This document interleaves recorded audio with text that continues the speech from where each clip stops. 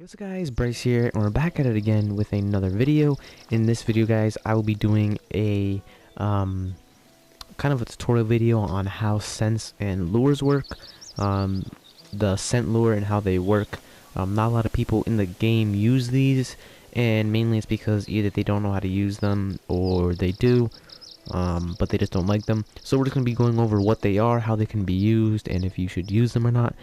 Scent lures, they can be found in the store all the way down here. If you go to lures and you go down to scents, basically what a scent is, it is a spray for a specific animal for it to come to you.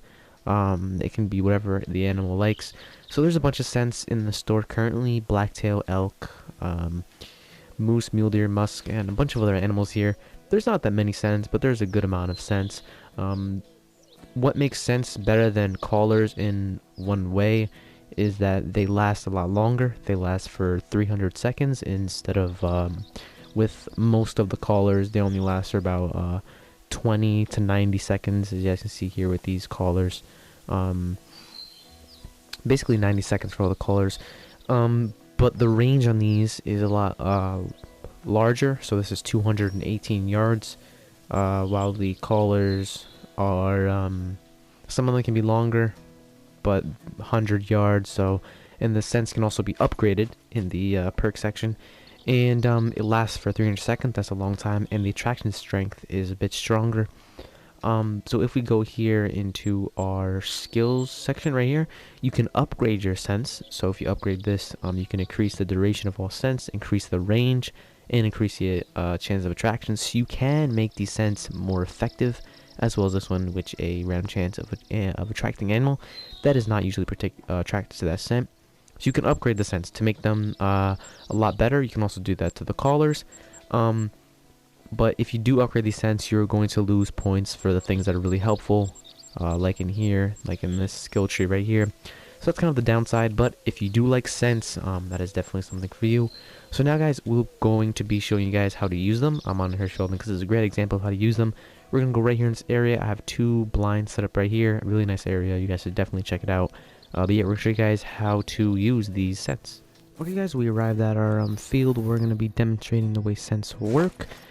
So one of the biggest things that I think people don't know about is that you don't put the scents on yourself. You actually put them in the air.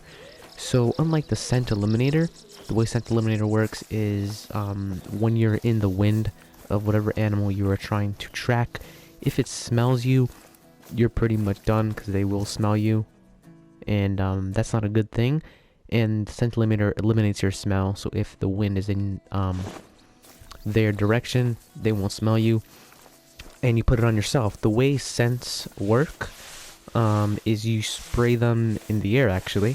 So here we have some wild boar scent, because that is a scent for them in this area. You can spray multiple scents in the area, but the way they work is we have a blind set up right here, and I kind of want them to come in this area. So what you can do is you can spray it in this area. So just like this, it sprays it in the area. So in this whole area right here, we have scent for wild boar. So as you can see guys, we have scent for wild boar in that area. So it will last for 300 seconds, and it will have a range of 200 yards. So I'm gonna get my blind right here. The reason why people don't use scents that often is there's a lot of downsides to them.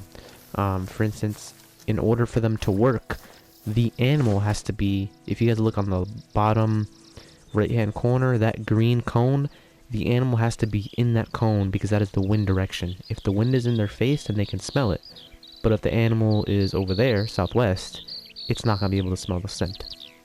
So that is one of the biggest problems, and why people don't use them a lot is because the chances of, the probability chances of them being in the area of the scent is very, very low. The chances of attraction, though, if they're in that area, is pretty good. But using the scents with the collars can be useful, but again, if the animals are not in that cone area, the scents are going to be pretty useless. You're not really doing anything.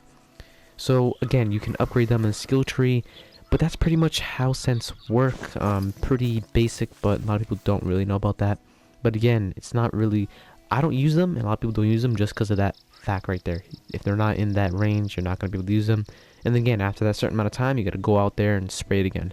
I think things that could be fixed to make sense better, make them last longer, maybe for about 5 minutes. I think that's better, more realistic, I think. We have some geese up there. But another thing that would be really nice is if it doesn't depend on that cone. Because even if the wind is blowing still that way, you should be able to smell a little bit of it. So maybe having the scents, just make it easier for the animals to come in with the scents, make them more effective. And yeah, I think if they did that to the game, to the scents, they would be a lot more useful. So hope you guys did enjoy the video. If you did, leave a like down below, and I'll see you in the next video, guys. Bye-bye.